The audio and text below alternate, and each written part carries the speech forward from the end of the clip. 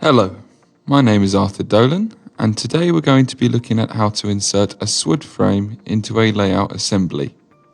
In this example, we're going to be creating a layout of a kitchen.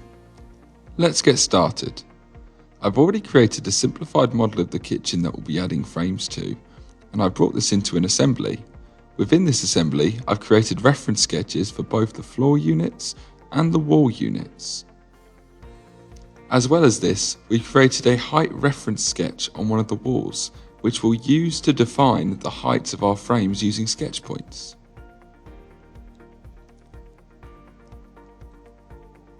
With our assembly all set up, we now want to get our frames ready for insertion.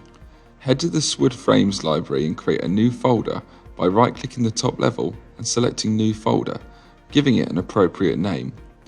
After this, you either need to create new frames within this folder or copy across pre-existing ones for use. I'll be using some pre-made frames, which I'll copy across and rename.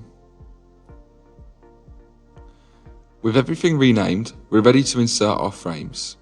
Right-click on the first frame you want to insert, then select Insert Copy.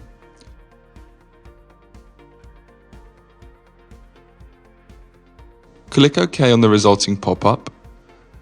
And after a moment, we're going to have to define our datum points.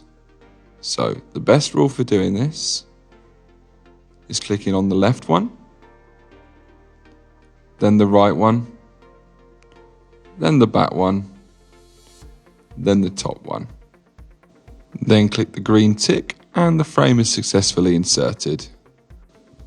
Now just repeat the process until you've inserted all your frames and you're left with the finished result.